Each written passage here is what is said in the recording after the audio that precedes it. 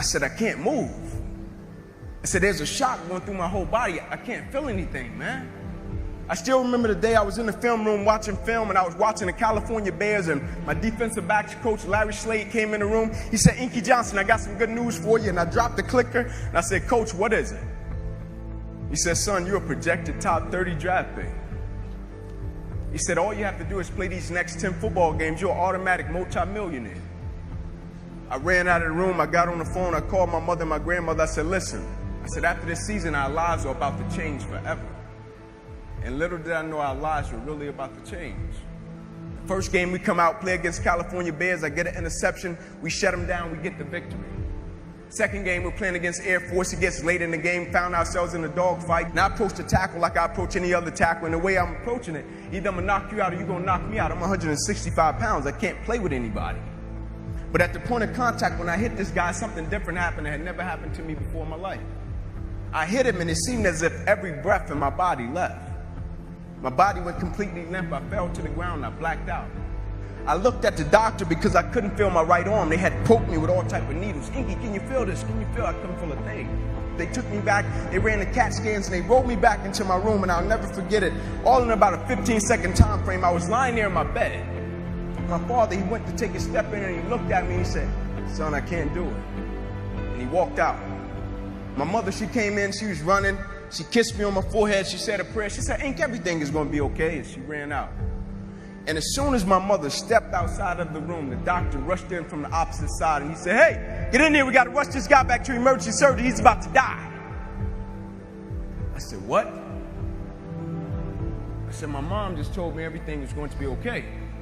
He said, son, what happened? You have busted up subclavian artery in your chest. You're bleeding internally.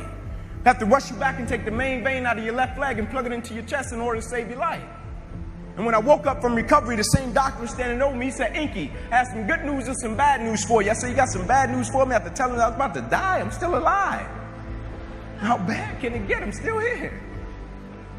He said, the good news is, son, we saved your life. I said, thank you, sir. He said, the bad news is you have nerve damage in your right shoulder. You probably can never play the game of football again in your life. I said, Doc, no disrespect, man, but I'm 8 games away. I've been working for this ever since I was 7 years old. Doc, there's no way. God, not now, God. Like, let me make it to the NFL so I can help my family first. Like, we miss meals. I said, there's no way. I never cheated. I never cheated myself. I gave everything I had to it, and I respected it. I never cheated. There's no way that my career can be over. I said, send me up to the Mayo Clinic. And after several visits, I'll never forget, this is when reality set in. It was me, my mother, my father in the room, and the doctors came in. They said, Inky Johnson, here's the deal. They said, son, we hate to tell you, but your arm, it would never be the same again. Your hand, it would never be the same again. Son, you can never play the game of football again. They said, son, here are your surgery options. We could take a muscle out of the back of your left leg, plug it into your right arm, but there's a possibility that you'll be left with a weak left leg and a weak right arm the rest of your life. Or we can take a nerve out of your left arm, reroute it up to your chest, down into your right arm, but there's a possibility that you'll be left with 2 weak arms the rest of your life. Or we can take a nerve out of your left rib, reroute it up to your chest, down into your right arm, but there's a possibility that you'll be left with a breathing problem and a weak right arm the rest of your life. By the way, tell us what you want to do in the morning.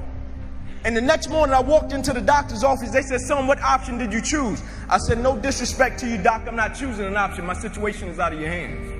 I said, no disrespect to you, doc. Cut me where you got to cut me. I said, I know I will come out of this situation okay. As I stand right here on this stage before you today, they cut me 6 times down my left thigh. They cut me 2 times across my right rib. They cut me 2 times across my right pec. They cut me 1 time across the left side of my neck, 1 time across the right side of my neck. They cut me from the bottom of my armpit all the way down to the bottom of my hand. And after they got through cutting on me, they said, son, you're going to be in this hospital for the next 40 days. I walked out of the hospital on the 3rd day. They said, you broke a record. How did you do it? And I said, first and foremost, the thing I want y'all to understand, I will never let a circumstance or a situation define my life.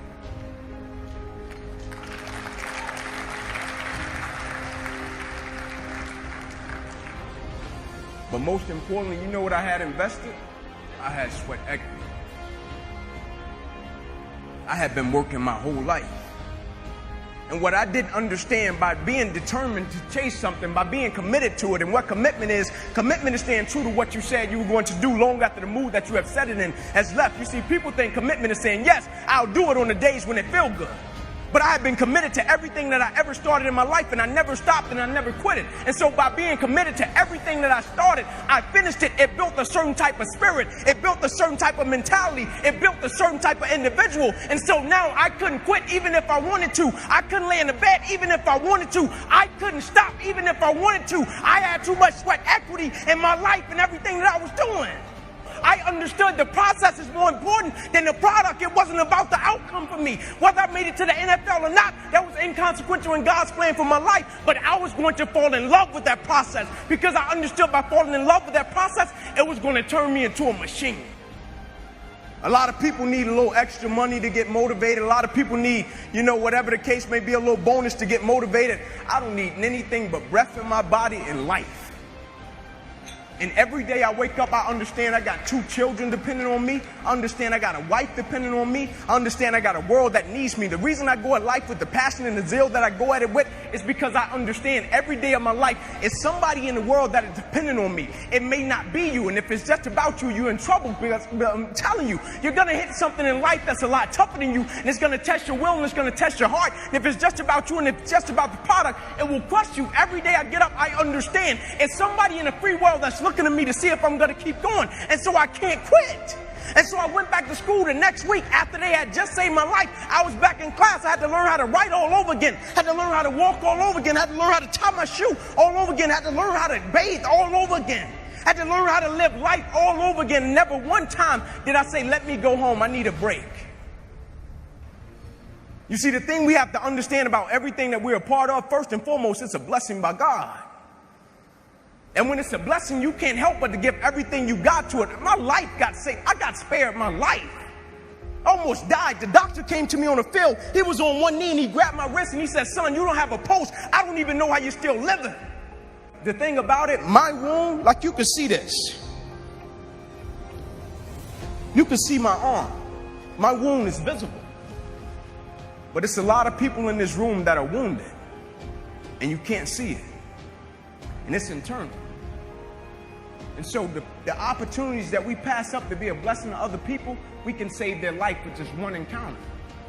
In my last doctor visit, they came to me and they said, sorry, Inky Johnson, you will never be able to use this arm and hand again in your life. I said, no disrespect to you, doc, but I will use this arm and this hand every day for the rest of my life by the way that I live my life. Every day I'm going to impact someone's life. Every day I'm going to empower someone. Every day I'm going to inspire someone. Every day I'm going to encourage someone.